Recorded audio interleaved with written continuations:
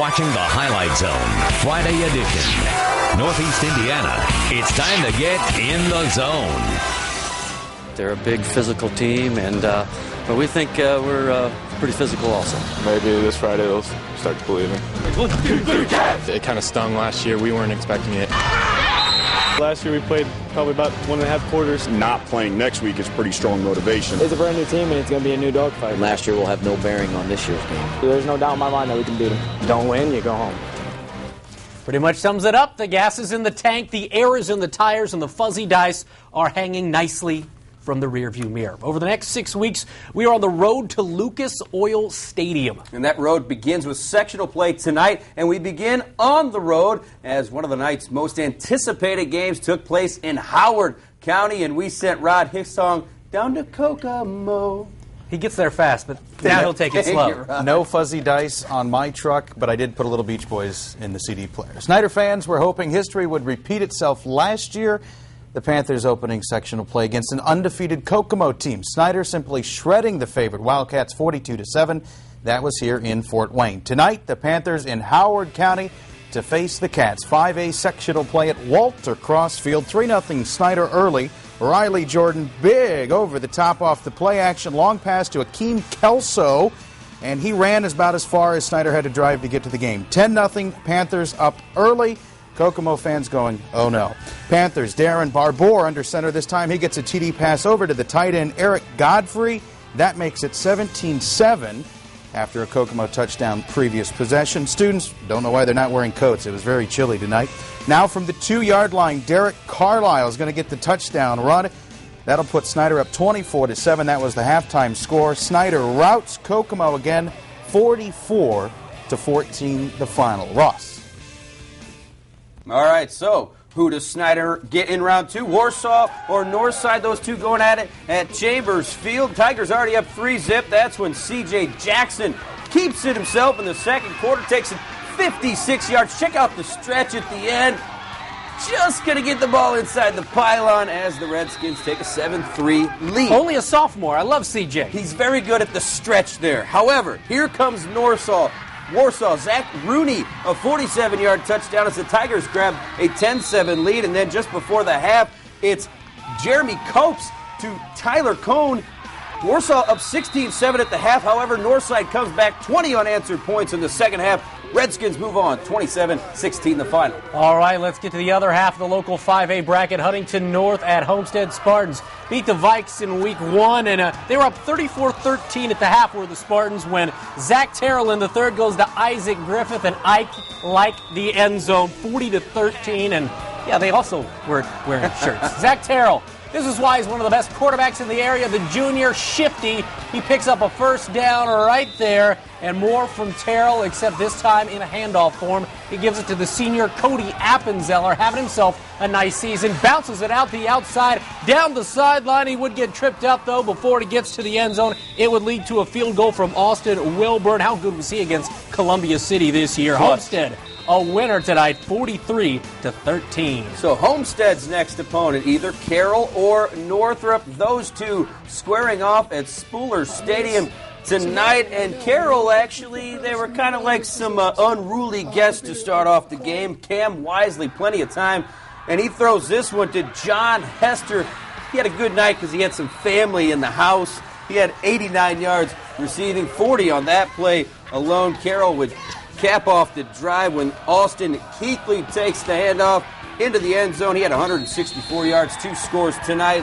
The few who were in Neon Nation appreciating that. Northrop, however, their offense showing up as well. Colin Bouillon to Charles Barrage. That 10-yard score tied the game at 7. Bouillon, 163 yards, 2 scores. This one back and forth all night. It goes to overtime, and unfortunately Northrop hits the extra point, the upright on the extra point in overtime. They fall. Carroll wins this one, 35-34. Everyone's had some heartbreakers this year. Moving on to 4A football, Sectional 12. Wayne taking on Delta. Eagles ranked 10th in the latest. Paul picked this one up in the third quarter. Wayne showing off the defense. Ramil Story with the sack right there, but Delta up 14-7. Late third now. Wayne punting out of its own end zone, and that is blocked. Landon Lambert of Delta jumps on it, 21-7. Delta Eagles. Fast forward to the fourth. Things got nutty here. Lambert hit over the middle, popped right there. The flag would come out. WANE wasn't happy about it at all, and I'll tell you what, I was at this game, all heck broke loose.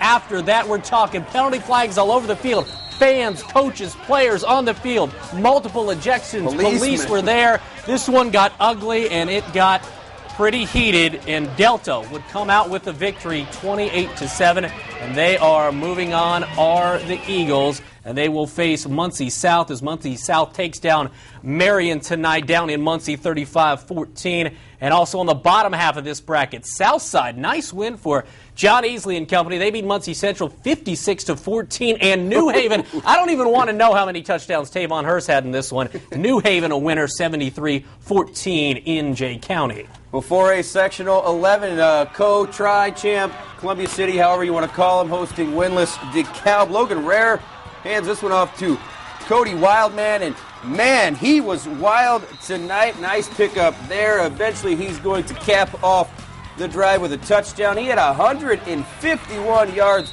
on the ground tonight. Columbia City taking the early 7-0 lead, and Rare, whenever you have time, he's going to do some damage. The clouds part, as photographer Derek Kratzer says here. Blake Creech on the receiving end of this one. He takes it to the house. Rare, 217 yards passing, 3 touchdowns. Columbia City rolls into the next round of sectionals, 41-21 your final. And the Eagles, they'll move on to face the Hornets. Angola overcoming an 18-6 fourth quarter deficit to beat Wawasee 19-18. Also in this sectional, Dwenger will host Northridge tomorrow. The winner of that game gets East Noble, who had a bye in the second round. The poetry of Derek Kratzer, photographer, cannot be beat. From 4A, we jump to 3A sectional 19. Leo at Norwell. Coach Jeff Miller says, it was chilly, but I'm going to wear shorts. He doesn't own a pair of pants.